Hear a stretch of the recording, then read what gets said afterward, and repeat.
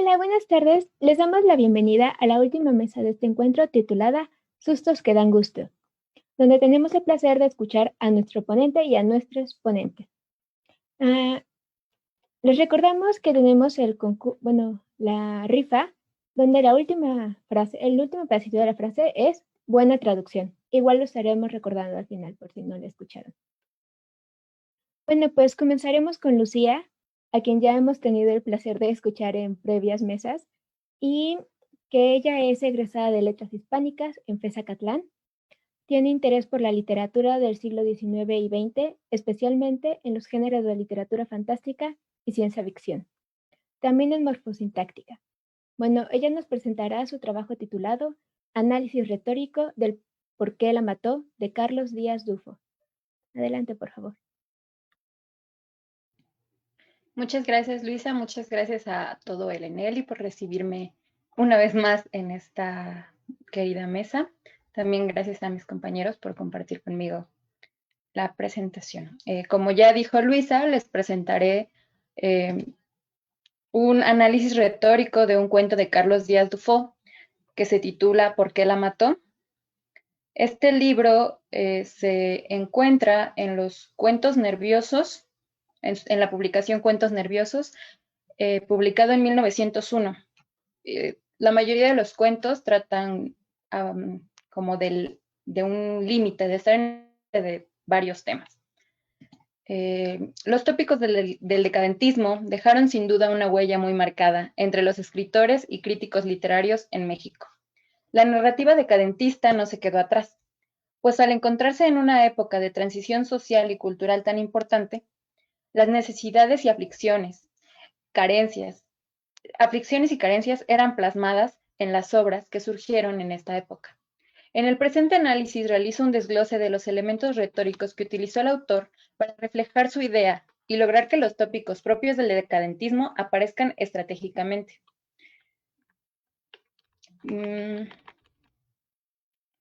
Se tomarán en cuenta factores de espacio, tiempo, narrador y personajes, tanto como sea posible abordarlos. La razón por la que elegí este cuento es porque al leerlo me remitió al relato Cleopatra de Bernardo Couto Castillo. E investigando un poco más me di cuenta que los autores fueron cercanos y que ambos participaron de manera muy a la par en la revista Azul. Pero en Díaz Dufo es más evidente la presencia del decadentismo y bueno, es lo que trataré de argumentar en este trabajo. Para el análisis completo de narrador, personajes, espacio y tiempo, consideraré la terminología propuesta por Luz Aurora Pimentel en 1998. Los aspectos modernistas se tomarán en cuenta desde la propuesta de Dulce Aguirre en 2012, mientras que para identificar los rasgos decadentistas del cuento, utilizaré a Ana Laura Zavala Díaz en 2003, para rescatar lo que ella propone con respecto a los cuentos modernistas y la tendencia decadentista de algunos de ellos.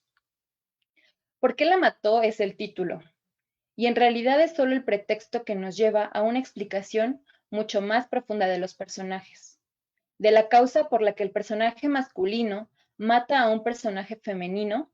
Nos dice solamente que fueron celos provocados por una infidelidad. Desde el título nos presenta la intriga, como dice Pimentel. Cito: a partir del entramado lógico de los elementos seleccionados, se articula la dimensión ideológica del relato, de tal manera que puede afirmarse que una historia ya está ideológicamente orientada por su composición misma.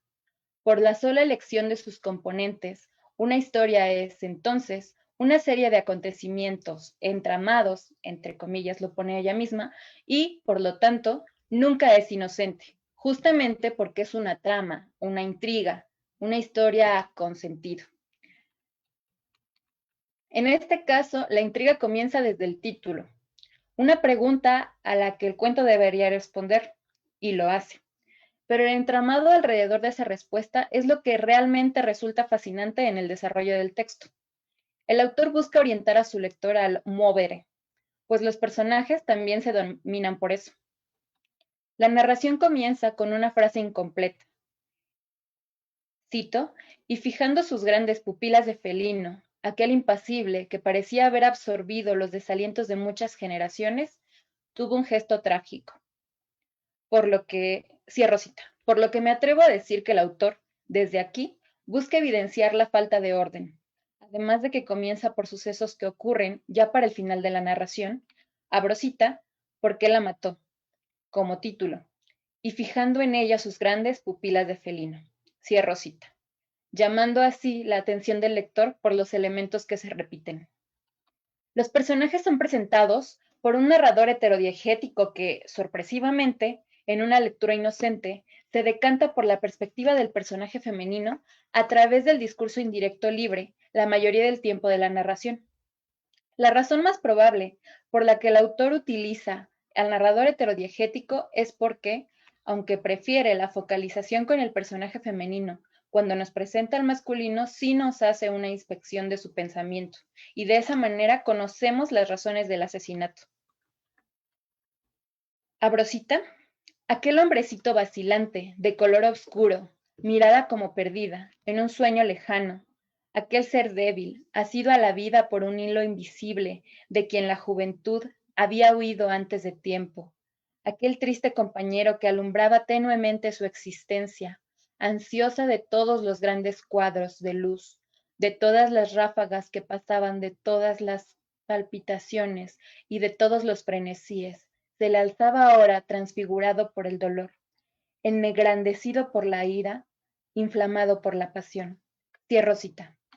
Como dije en el párrafo anterior, el narrador decanta su focalización hacia la perspectiva del personaje femenino, y en un primer momento de lectura rápida podría parecer sorpresivo, pues el narrador busca explicar la razón o las razones por las que el personaje masculino realiza el asesinato.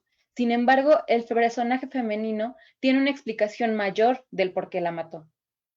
El éxtasis de los hiperestesiados. En la cita anterior, en la descripción, podemos notar que el personaje masculino es un ser hiperestesiado, pues el narrador nos describe utilizando adjetivos y frases que rayan en lo hiperbólico, las sensaciones que tiene este personaje respecto al mundo, grandes cuadros de luz, palpitaciones y frenesíes, transfigurado, engrandecido e inflamado por sentimientos. Pero así, con esa hiperestesia, es domado como una bestia por una femme fatale, que busca también alcanzar el clímax de las sensaciones, cuya descripción y deseos los tenemos a lo largo de todo el cuento. He aquí un ejemplo.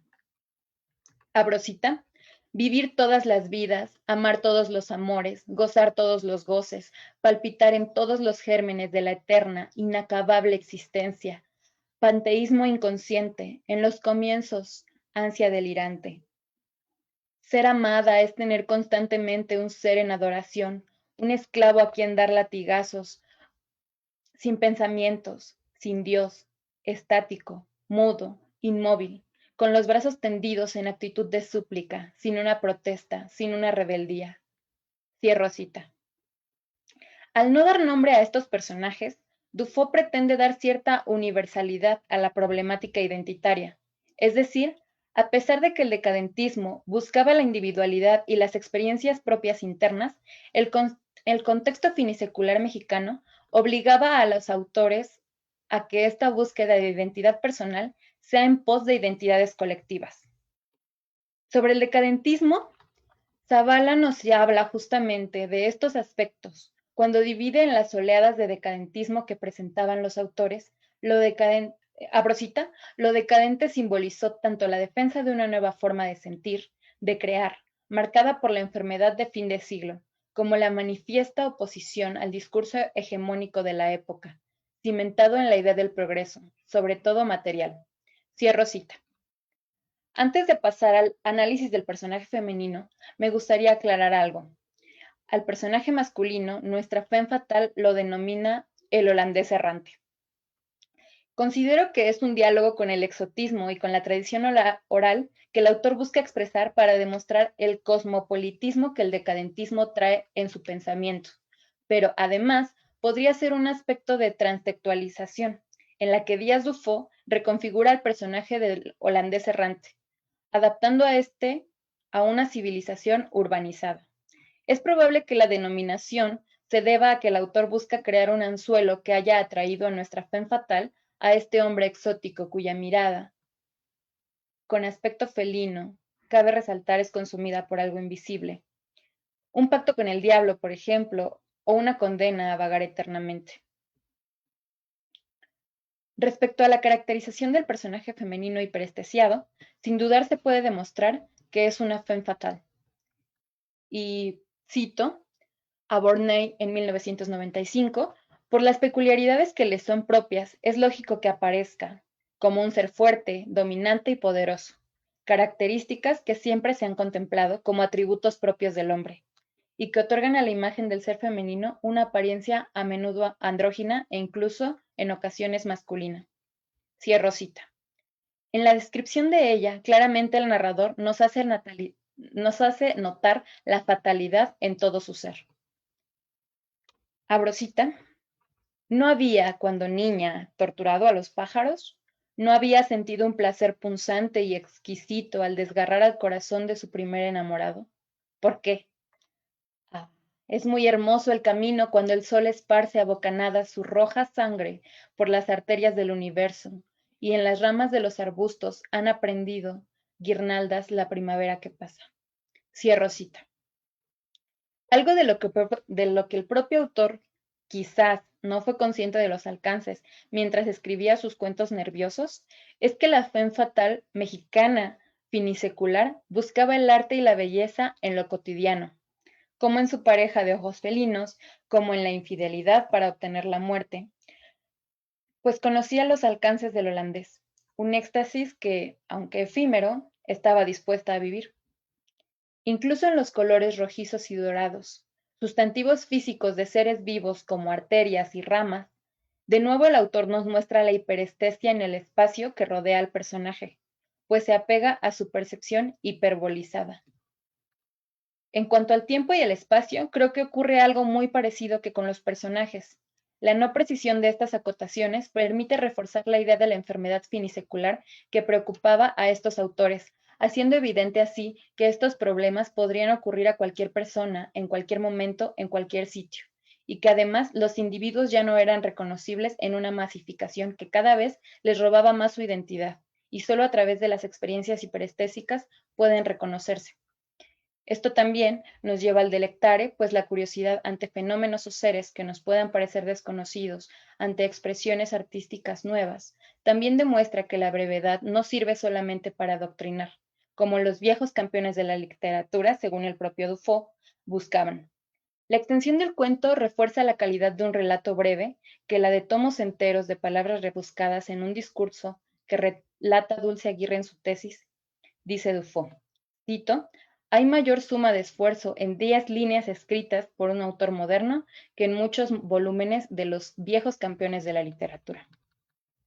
Un elemento que presenta el autor para no despreciar a esta femme fatale es que sus actos son en pos del conocimiento y reconocimiento a través del personaje masculino, es decir, en pos de experiencias estéticas de percepción.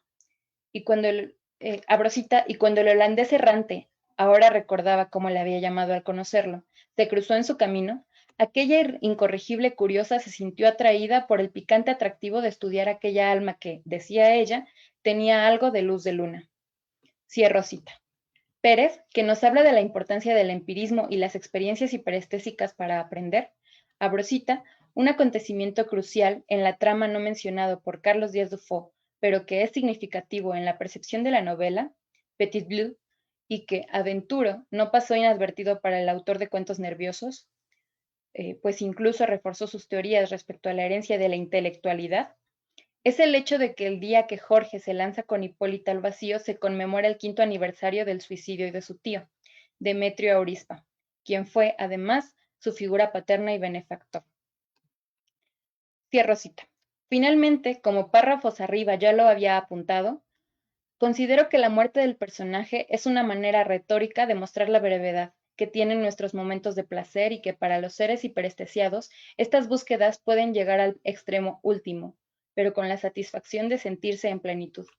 Asimismo, con el arte, y permeará mucho en la forma de percibirlo durante el siglo XX que inicia, tanto la obra como la experiencia estética no necesitan ser necesariamente luengas para ser disfrutadas e incluso para dejarnos alguna enseñanza, aunque la obra no busque dejárnosla de primera instancia, La velocidad que vive la época, la necesidad de adaptarse a esas necesidades de los lectores y las constantes búsquedas de reconocernos hacen que los autores finiseculares del siglo XIX busquen estos textos, breves como los tiempos y llenos de niveles de análisis en los que el crítico de tiempos venideros podrá abordar según las necesidades de sus épocas, sin extrapolarlo, por supuesto, a sobreinterpretaciones.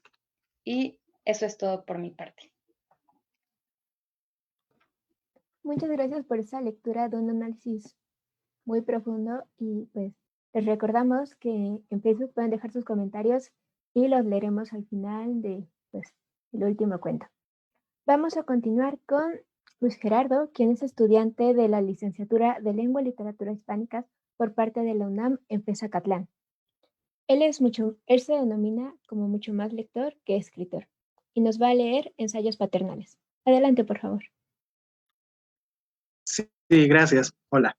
Primero gracias a toda como la organización del encuentro por tomarme en cuenta. Siempre es un gusto estar aquí presentes y qué loable ha sido como poder rescatar este encuentro a pesar de que todos estamos tan lejos. Entonces, yo les voy a leer, en realidad son 2 cuentos, a los 2 les puse ensayos paternales, son como del mismo tema, y este es el primero. Se pasó el rojo y entonces un coche se estrelló contra él. Murió en el acto. Yo se lo dije una vez, me acuerdo. Un día chocarás. No lo decía en serio, claro. No crean que soy esa clase de hombre. Era mi padre. Pero no soportaba la idea de que se pasara la luz roja del semáforo, no él. Era desagradable, ¿saben? Sentía que presenciaba algo que no tendría que ver. No iba con lo que él me decía. Cuando tuve mi primer coche, no dejó de repetir que fuera muy cuidadoso. Debieron haberlo visto, siempre diciéndome que tuviera cuidado. Confío en ti, decía, pero no en los otros conductores. Y él no lo era, cuidadoso quiero decir. No lo fue nunca. Conducía como loco, aunque nos llevara a mamá y a mí. Ella lo dejó mucho antes del accidente y se fue a vivir a Veracruz. No quiso venir al velorio, y nunca se lo perdoné, ¿saben? Que nos dejara. Me quedé solo con él. Y era difícil, papá. Era difícil de tratar, quiero decir. Tenía su genio. Solíamos hablar poco y yo buscaba siempre maneras de acercarme. Yo lo quería, aunque llegué a sentir que lo odiaba.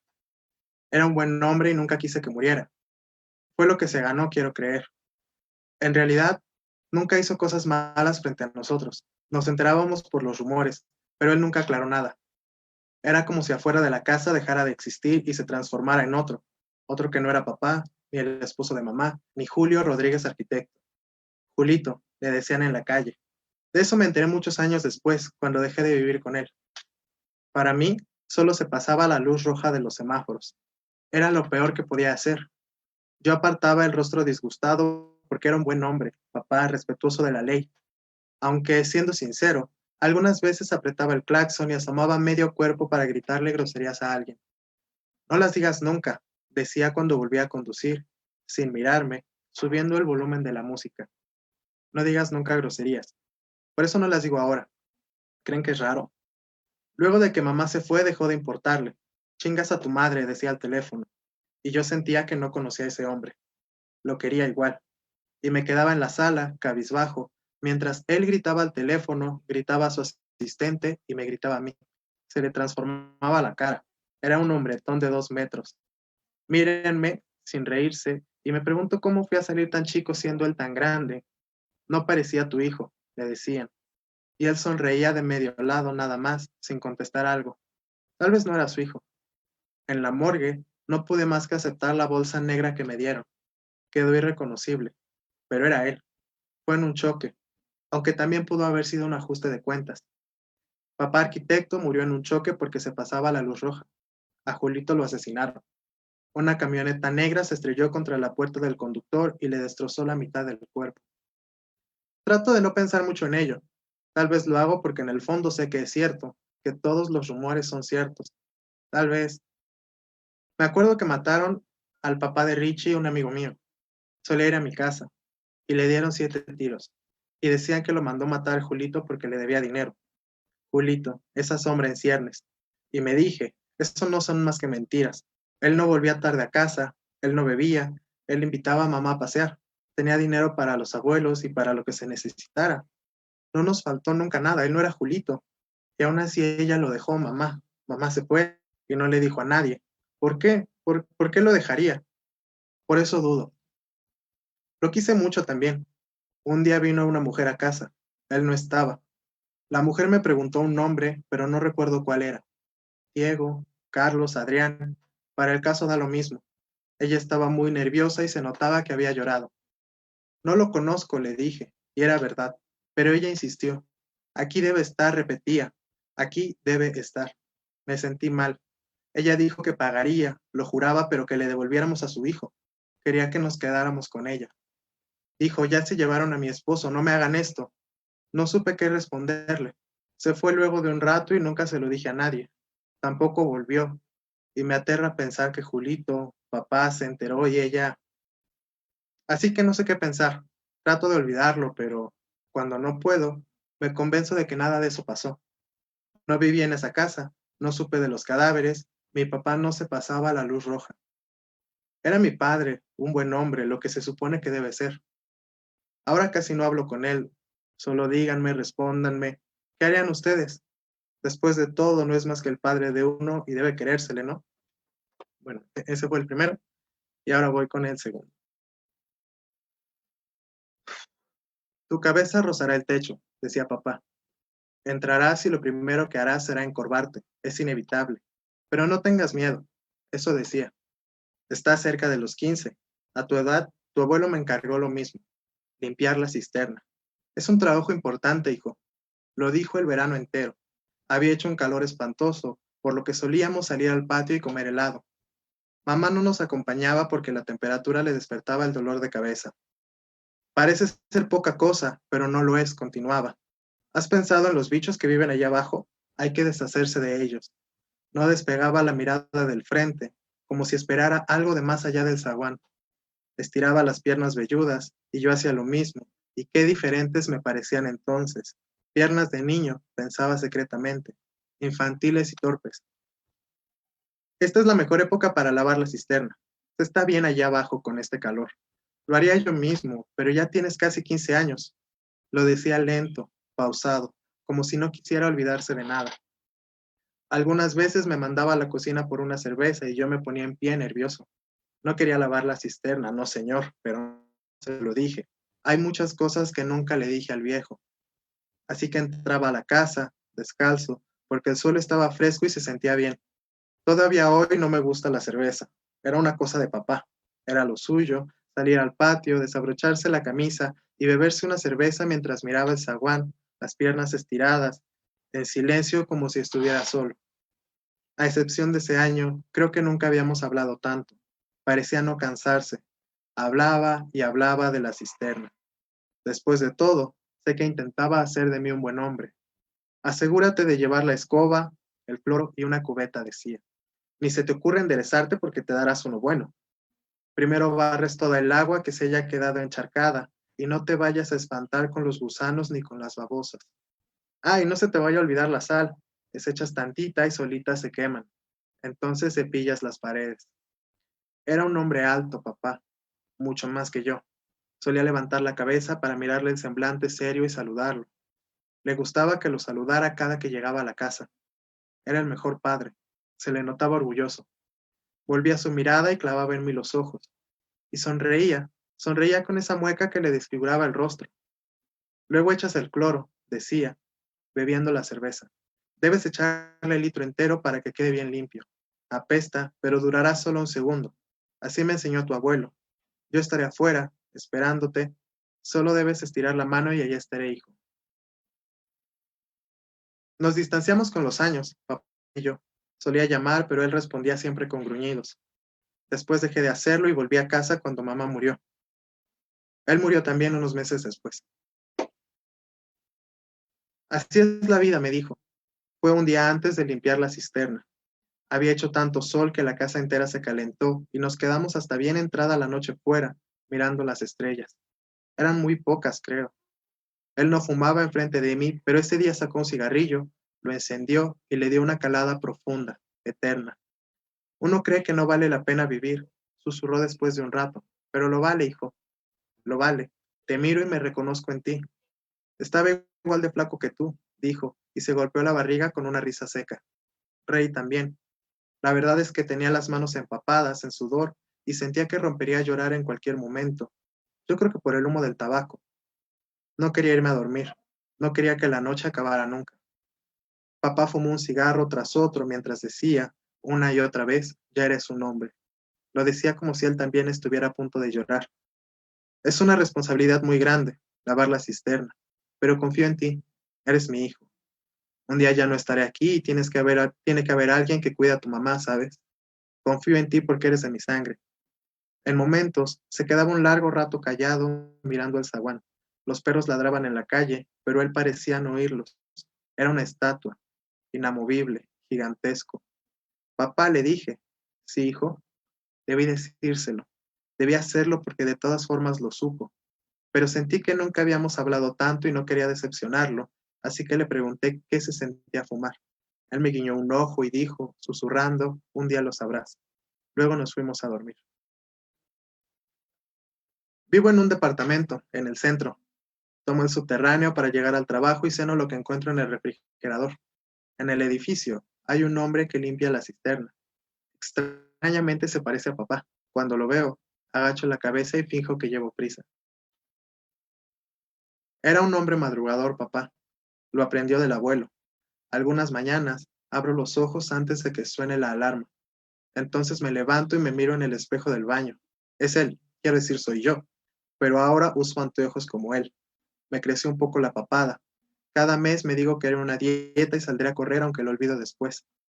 Debían haber sido las 5 de la mañana. Papá abrió la puerta de mi cuarto y me dijo que me alistara, así que corrí al baño y ahogué las ganas de volver el estómago a lavarme los dientes. Mamá estaba enferma, lo recuerdo, por lo que no salió con nosotros. Papá llevaba camiseta y shorts. Qué calor hizo esa mañana, aunque yo no podía dejar de temblar. Al fin, ahí estaba, el agujero, el orgullo de papá, mirándome ciego, oscuro, como si estuviera ansioso por tragarme. Voy por la extensión, dijo papá, para que conectes el foco. Apenas asentí. No podía dejar de verlo, cuadrado, húmedo, el ojo. Apestaba algo sucio y podrido. Es cosa de entrar nada más, me dije, intentando convencerme. Entrar y mover las manos y pensar que estoy barriendo la azotea. Imaginar sobre mí el cielo. Tienes 15 años, susurré. Sé un adulto. ¿Qué te puede pasar? Es una cisterna. Papá volvió con la extensión y el foco. La conectaré, dijo, y yo me acerqué al borde y traté de distinguir las formas adentro. Emocionado, preguntó. No respondí y creo que fue ahí cuando lo supo. Debió haberlo imaginado por cómo se me doblaban los hombros, por los puños tiesos y el rostro muerto. Debió saberlo, pero no lo mencionó. No tardarán en abrir el agua, dijo, tranquilo. Será mejor que nos demos prisa. Me senté en la orilla y sentí náuseas. Tenía las piernas heladas. Colgaban, como ramas secas, dentro de la cisterna. Échate un brinco, dijo papá. Apoya las manos y déjate caer. Déjate caer, eso dijo. Escuché los tenis contra el charco. Abrí los ojos y vi un tubo viejo, oxidado, frente a mí. Era lo único. Desde arriba me llegaba una luz, pero no me animaba a mover la cabeza. Algo respiró tras de mí, lo sé. Algo respiró profundo, como si recién despertara. Quise gritar. Ahí va el foco, dijo papá, y la luz bajó hasta quemarme la frente. Toma la escoba también. Estiré una mano sin moverme apenas. Barre, hijo. Di un paso atrás y sentí el agua fría, escurriéndose hacia la otra esquina. Algo la jaloneaba. Me sentí perdido en el mar. La cisterna apestaba a sal, a viejo. Era como si un anciano me hablara al oído. Intenté barrer, pero mis pies me estorbaban. Barre en todas partes, dijo papá, desde arriba, y supe que estaba enojado. En las paredes húmedas escurrían babosas y caracoles, pies quizá 20 minúsculos en sus conchas, me miraban. Apreté con fuerza la escoba y fui moviéndome en círculos. El agua seguía atrás de mí, escurriéndose, escondiéndose. Cepillé con fuerza la pared y sentí la baba embarrarse por todos lados. No podía respirar. Atrás de mí, siempre atrás de mí.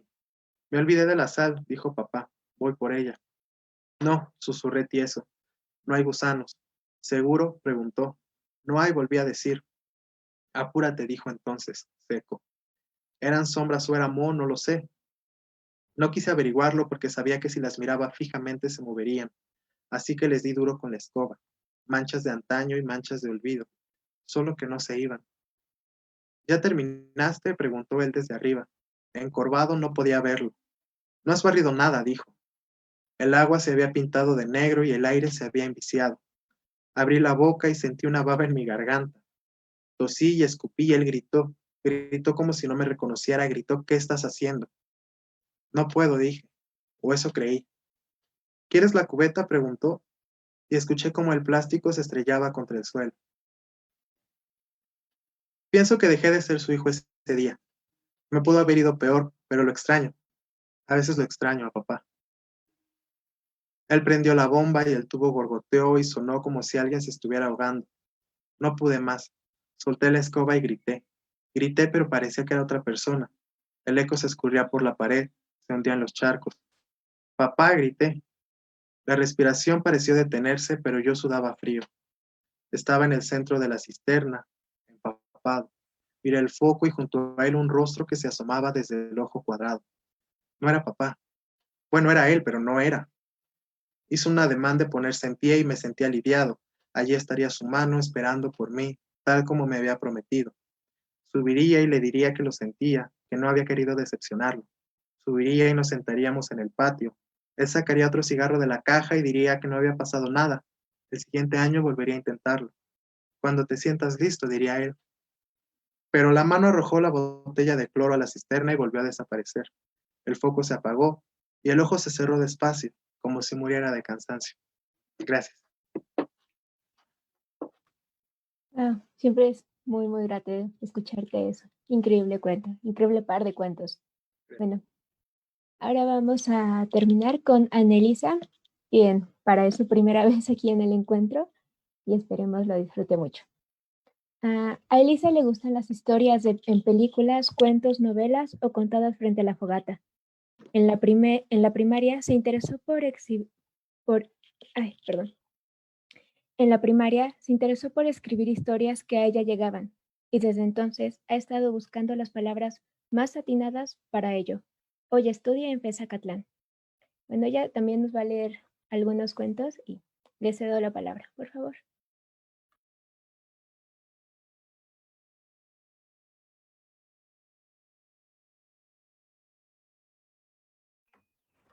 Muchas gracias.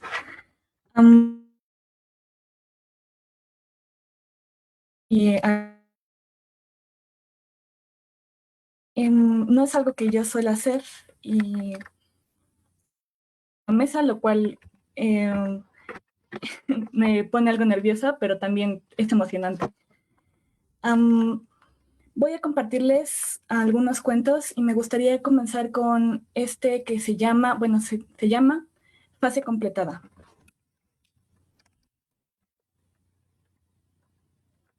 En realidad estaba mintiendo cuando dije que quería casarme contigo, le dijo al doctor.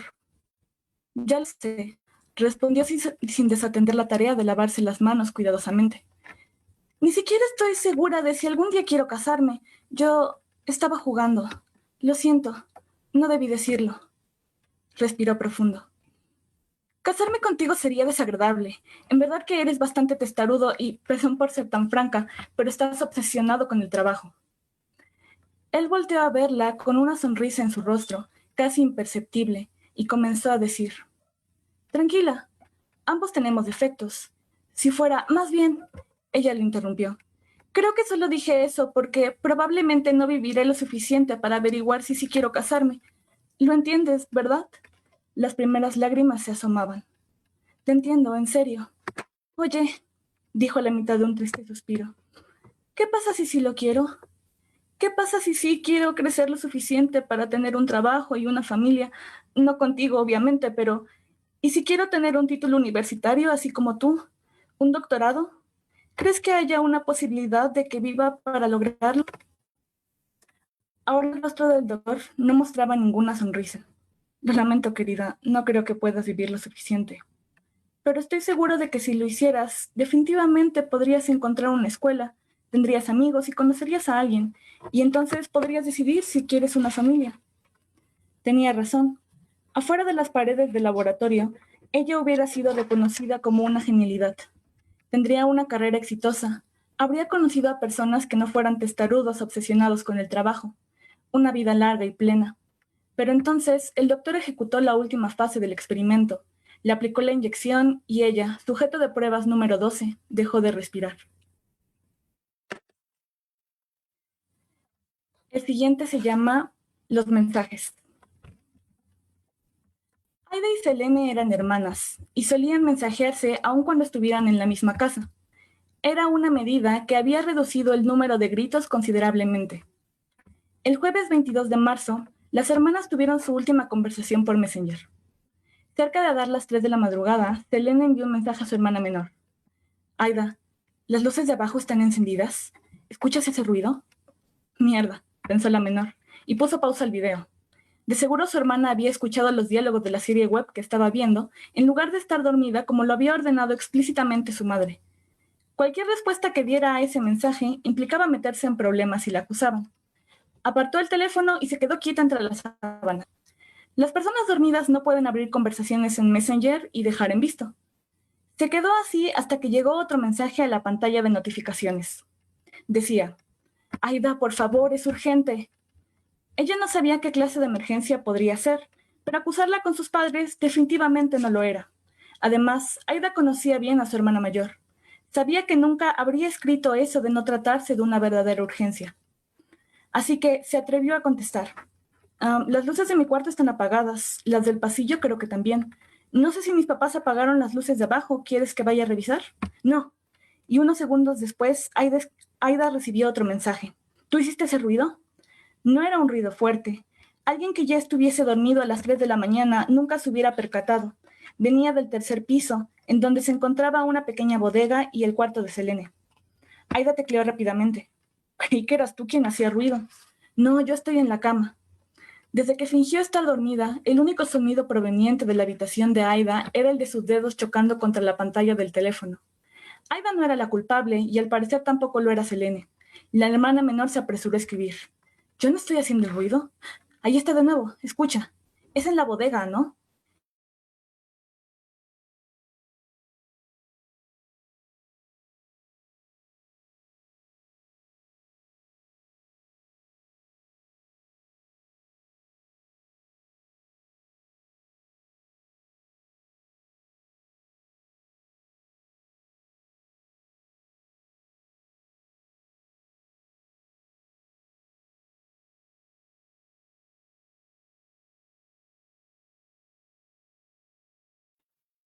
Bueno, ahorita tenemos un poquito de problemas técnicos, pero ya en un ratito vamos a continuar escuchando para no quedarnos con la intriga de este cuento y saber qué va a pasar. Adelante, Annelisa, por favor. Perdón, creo que hubo una falla con la conexión de internet. Continúo. Contagiada por la preocupación de Selene, la hermana menor comenzó a crear una gran cantidad de escenarios en los que una familia con un par de hijas adolescentes eran encontrados en la mañana descuartizados por una entidad misteriosa. Me acabo de asomar. La puerta de la bodega está cerrada. No sé si hay alguien, escribió Selene. Aida respiró profundo y escribió también. Selene, debe ser el gato. Decidió que era hora de ser prudente. Buscó entre los cajones de su voluntad y se revistió con su traje de hermana responsable lo mejor que pudo. Tan pronto como lo hizo, se sintió un poco ridícula por dejar que la oscuridad de la noche le hiciera pensar en fantasmas. No, el gato estaba en la azotehuela. Yo lo vi ahí cuando me fui a dormir. Además, el gato no hace esa clase de ruidos, como pasos. Y Aida respondió, ¿crees que alguien se metió a la casa? Aunque la menor tenía miedo, se convenció a sí misma de que era la oscuridad de la noche, la que le hacía ver cosas que no estaban ahí. ¿Qué más va a hacer si no? Eran solo palabras escritas en la pantalla y aún así era evidente que Selene estaba alterada. Una vez más, volvieron a escuchar los pasos. Aida debía pensar muy bien su siguiente mensaje. No era fácil encontrar las palabras adecuadas para convencer a Selene, y de paso también a ella misma, que todo era producto de sus mentes paranoicas. Puede ser mi papá, a lo mejor él dejó la ventana de la bodega abierta y se metió otro gato. Mejor no te preocupes tanto, ya vete a dormir. Selena respondió en mayúsculas. Aida, se han estado metiendo a la casa de la... se han estado metiendo a las casas de la calle. ¿Cómo chingados quieres que no me preocupe? Robos. Eso no era producto de una imaginación paranoica. Era verdad que en los últimos 2 meses los vecinos habían reportado al menos 5 casos. En esto meditaba Aida cuando llegó otro mensaje. Me da miedo que se haya metido alguien. Quiero abrir la puerta de la bodega para revisar, pero no tengo mi cincel. Recibir ese mensaje era extraño, pero no sorprendente. Su hermana mayor tenía un sentido de protección muy extraño que no siempre le llevaba a hacer cosas prudentes. En su habitación dormía siempre. Desde el año pasado, Selena había conseguido un cincel grande y pesado que guardaba en su habitación. Dormía siempre con él en caso de que necesitara golpear en la cabeza a algún maleante durante la noche. Para su desgracia, el padre había tomado el cincel para trabajar y esa precisa noche se encontraba en su taller a 1,5 kilómetros de su nerviosa dueña. Era momento de que la hermana menor enviara otro mensaje. Selene, ninguna persona se pudo haber metido por una ventana tan pequeña a una habitación que está en el 3er piso. Además, si fuera el caso de que haya alguien en la casa aparte de nosotros, ¿crees que tú y yo podríamos hacer alguna diferencia? Aida pensó por un momento que tal vez lo que necesitaban ambas para calmarse era algo de compañía. ¿Quieres que suba al cuarto contigo? No, no salgas de tu cuarto, espera. Selena estaba convencida de que tenía que proteger a su hermana menor. Pasaron unos minutos y no escucharon más ruido. Por la mente de Aida pasó la idea de llamar a la policía, pero claro que no. Sería ridículo llamarlos para que encontraran absolutamente nada. El teléfono volvió a iluminarse con la llegada de una serie de mensajes. A lo mejor sí es mi papá. Me voy a asomar. Llevo mi cúter. Por supuesto que eso no iba a servirle, pensaba Aida, pero estaba bien. No era la primera vez que Selene hacía algo así. Lo que necesitaba era comprobar que no había nada de lo cual tuviera que preocuparse y entonces ambas podrían dormir tranquilas. Así que Aida mandó su respuesta. Está bien, ¿quieres que vaya contigo? No, no vengas para acá arriba. Esto es lo que vamos a hacer. Sales de tu cuarto y te encierras en el baño. Pones el seguro a la puerta. No salgas hasta que yo te diga. Lleva tu teléfono. Está bien.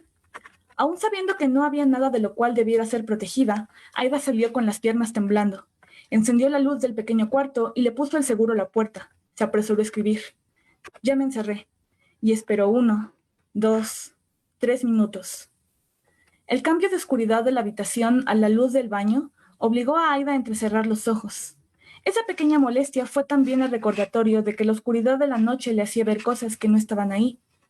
Al siguiente minuto, escuchó el sonido de vidrios rotos y esos pocos segundos rompieron la barrera de valor que había tratado de mantener erguida. Estaba a punto de hacer una llamada de emergencia cuando llegó el mensaje de su hermana. Todo bien, era el gato. Aida suspiró aliviada, luego una pequeña risa nerviosa. Se abstuvo de escribir. Te lo dije. Mi papá debió haber sacado al gato de la azotehuela y le encerró aquí. Debió haber roto varias cosas. Sí, se puso como loco. Tiró varias cajas. Cuando entró a la bodega, tiró una caja de focos. Vale, ahora sí te puedes dormir tranquila. De regreso a su habitación, antes de entrar de nuevo en la cama, Aida vio en la pantalla de notificaciones el último mensaje de Selene. Que descanses. A la mañana siguiente, Aida fue al cuarto de su hermana con la intención de decir, te lo dije, en persona, pero a Selene ya no la volvieron a ver. El siguiente se llama Agujero en el cielo. A las 3 de la tarde, mientras regresaba de la escuela, Matías encontró por primera vez el agujero. Nada más que un pequeño y minúsculo punto en el cielo claro que poco a poco iría ahogando a las estrellas. Él era miope, así que no pudo atribuir ese descubrimiento a una gran agudez visual, sino al sonido. En compensación de todos los talentos que le hubiera gustado poseer, el universo le había otorgado a Matías desde que era un niño el poder de escuchar a las estrellas. A Nadia eso le parecía un precioso talento. Él, al contrario, pensaba que era una habilidad superflua. Cuando tal poder comenzó a manifestarse, era más bien un martirio. Una masa de voces dispersas que venían del cielo, interferencia permanente que le impedía concentrarse durante el día y relajarse durante la noche cuando intentaba dormir. En ese entonces, a la madre de Matías le preocupaba la posibilidad de una enfermedad del oído. Sin embargo, para él el asunto fue evidente. Él sabía que las estrellas eran las responsables. Era eso o el principio de su locura, y en cualquier caso, para hacer que su madre dejara de preocuparse, se lo ocultó. Ese ruido, mamá, yo no lo escucho. No te preocupes, ya no necesito ir al doctor. De seguro era solo un resfriado. Así como lo ocultó de su madre, lo ocultó a todos excepto a Nadia, su amiga. No necesitaba que alguien más lo supiera más que ella, puesto que después de todo, él era el único que podía oírlo, pero era agradable tener a alguien con quien hablar. Lo que en un principio fue algo muy parecido a una tortura, comenzó a encontrarlo agradable. Descubrió tiempo después, especialmente ahora en su juventud, que las estrellas cambiaban de canción a menudo y sus voces inhumanas se conjuntaban durante la noche en una melodía vibrante, diferente a cualquier otro sonido en la Tierra. Nadie no podía escuchar dicha melodía, pero aún así ella se encontraba especialmente interesada en la habilidad de Matías. ¿Y qué durante el día? Preguntaba Nadia mientras estiraba la mano como si quisiera tocar el sol con sus dedos. Es una estrella. ¿Puedes escucharlo también? Te emociona como si fuera un superpoder, pero no lo es. Durante el día a veces escucha como un murmullo. Claro, el sol te cuenta sus secretos. ¿Qué tonterías dices? Las estrellas están más lejos, por eso deben gritarte para que las escuches. Pero el sol está más cerca de ti, así que puedes susurrarte sus secretos. Es tu confidente. A veces Matías dudaba de la cordura de Nadia, pero al menos ella no se burlaba. En realidad, ella era su confidente, y el sol era reconfortante. Aunque había melodías exquisitas, también había noches en las que el sonido de las estrellas se convertía en un tumulto atropellado que atormentaba su mente. El sol durante el día opacaba totalmente el sonido de las estrellas con un calmado murmullo. Fue en uno de esos días, cuando Matías ansiaba la salida del sol, que descubrió el agujero. A las 7 de la mañana, el sonido paró en algo semejante a un grito ahogado. Luego, todo volvió a la normalidad. El permanente zumbido de las estrellas seguía ahí, pero no, era diferente. Era ya el amanecer y el sol con su murmullo cubrió el canto de las estrellas como de costumbre. Sin embargo, había algo diferente, algo faltante. Matías intentó ignorarlo, pero fue imposible durante el día. De regreso de la escuela, intentó seguir la carencia de sonido en el cielo, y fue cuando lo encontró. A través de sus gafas, justo encima de su cabeza, había un agujero, tan pequeño que no descartó la idea de que fuera consecuencia del continuo desmejoramiento de su visión, pero así como en el fondo siempre supo que aquel inusual sonido era de las estrellas, tampoco pudo desinstalar de su interior la idea de que de ellas provino el grito ahogado, naturalmente inhumano, y el agujero en el cielo era tan real como las manos que podía ver frente a él. Conforme fueron pasando los días, las semanas, el agujero se hizo cada vez más grande, de manera tan lenta y tan gradual que hacía difícil darse cuenta. Nadia, ¿tú también puedes ver ese punto en el cielo? Menos mal, tú también lo ves. Y al día siguiente de haberle preguntado, Matías quiso volver a mencionarlo.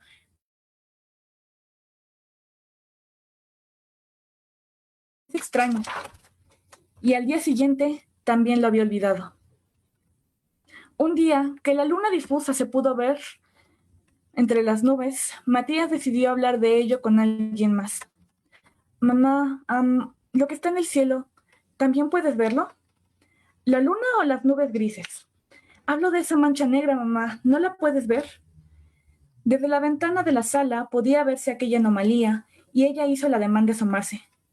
Es verdad que es extraña, y unos segundos después parecía seguir con su vida como si no hubiera un agujero en el cielo creciendo encima de ellos. Ahora Matías no sabía qué pensar.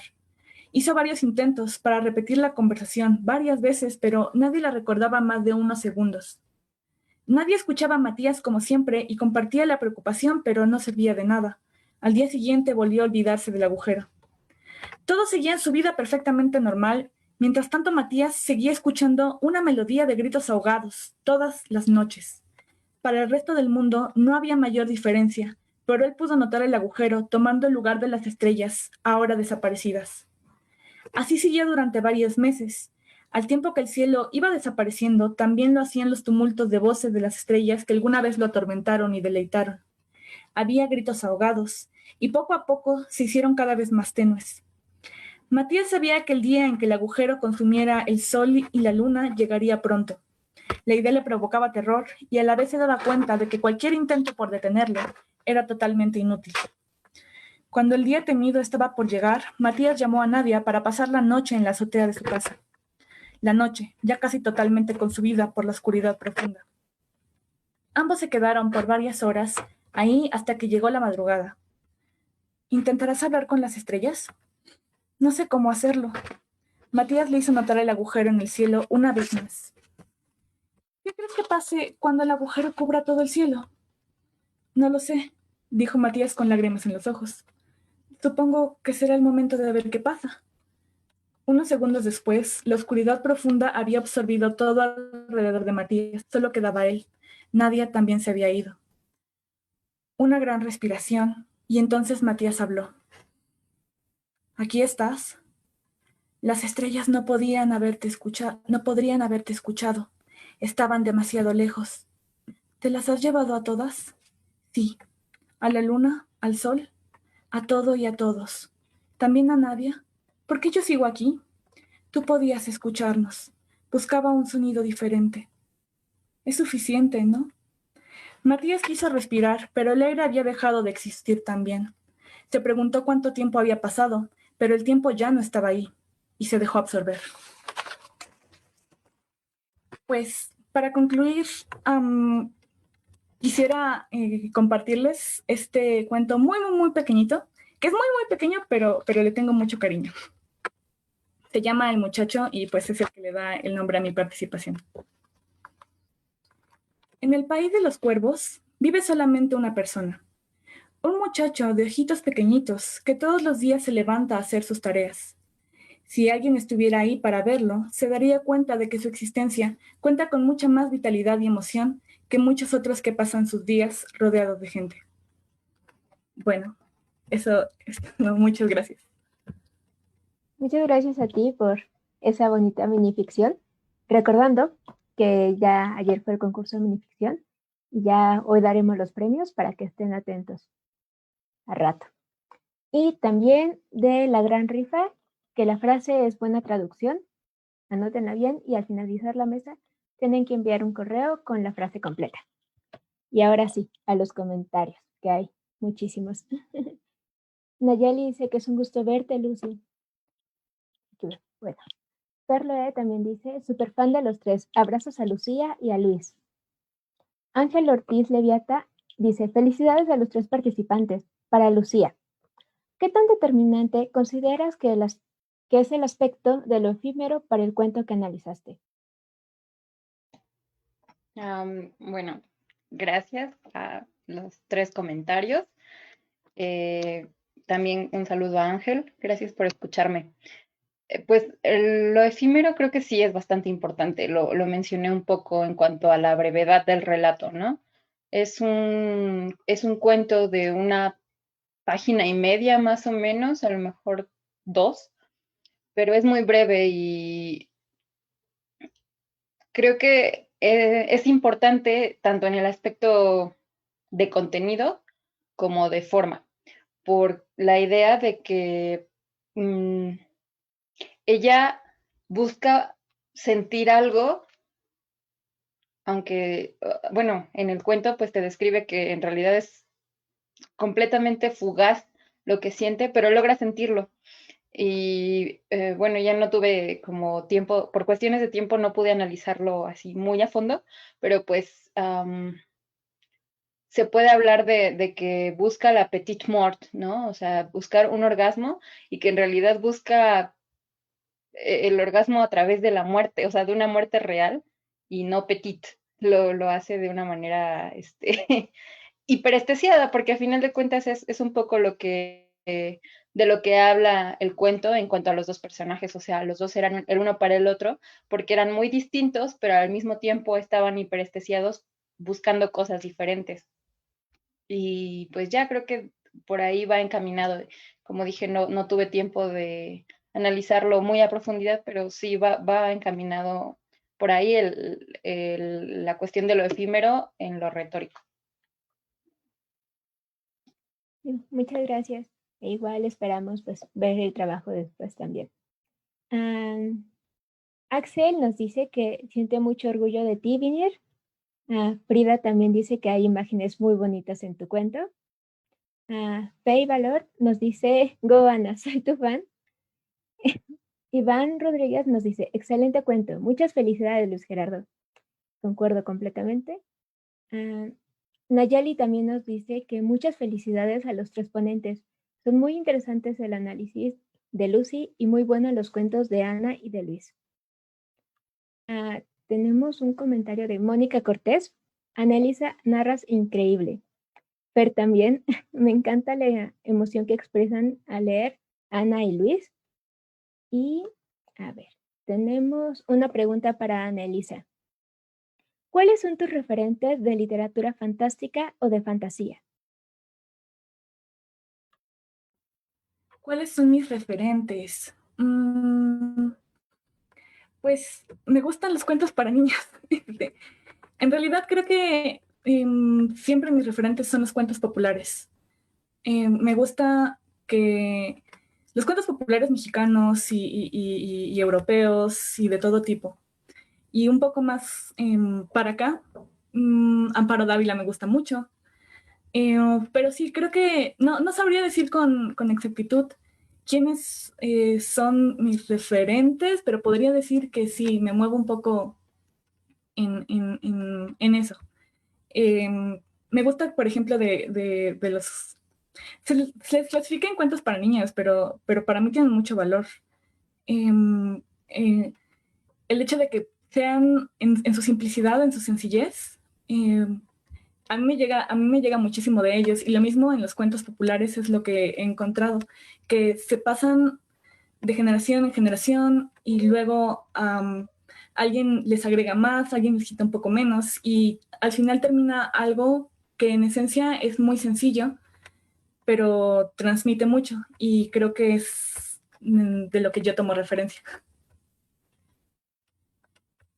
Sí, siempre tenemos algo por ahí que nos deja esa espinita, ¿verdad?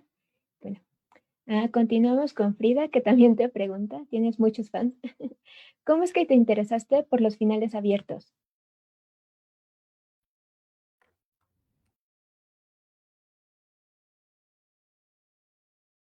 No es como que yo quiera dar los finales abiertos, o más bien sí. Creo que lo que me interesa de esto es que cada persona tenga oportunidad de participar también en la narración, aunque sea internamente.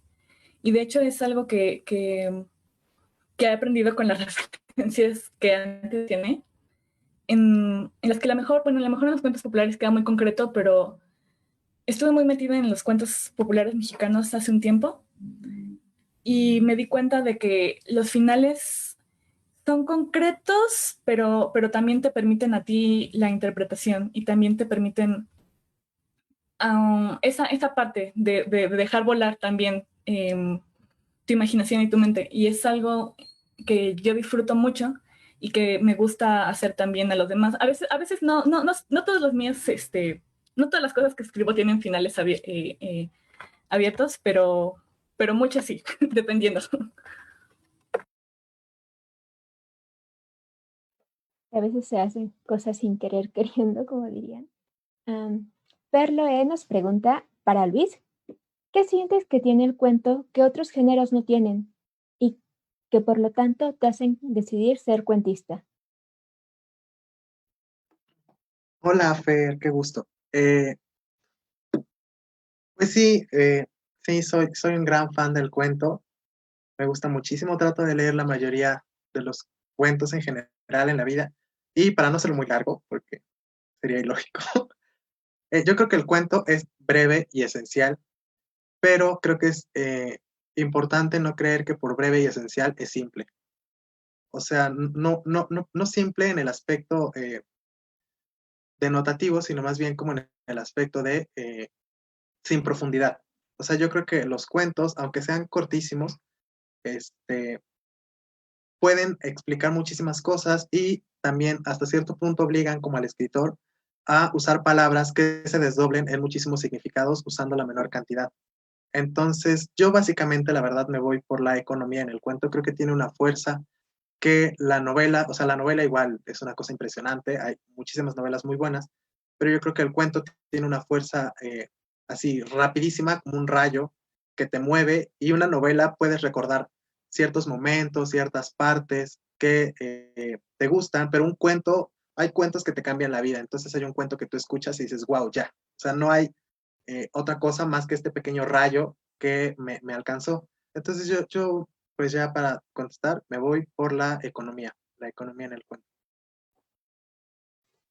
Sí, lo que dices tiene mucha razón. Ahorita ya tenemos el caso de minificciones que con 2, incluso 3 renglones te hacen llegar sentimientos muy, muy fuertes. Ya tuvimos una minificción aquí de Ana Elisa, quien, hablando de Consuelo Santamaría, nos dice: Ana, eres una narradora magnífica. ¿Dónde podemos encontrar tus textos?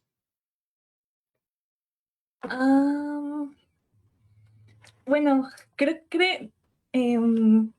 estaba yo pensando antes de comenzar la mesa que en realidad soy muy novata en esto todavía.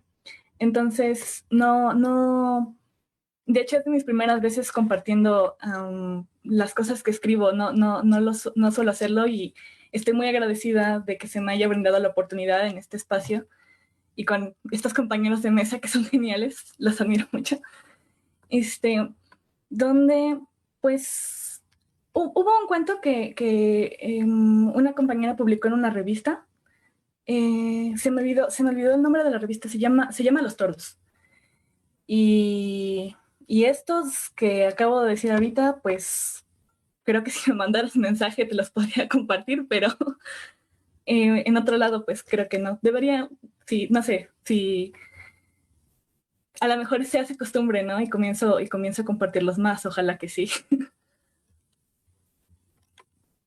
No, pues sí, ojalá que sí, porque sí, están muy bonitos.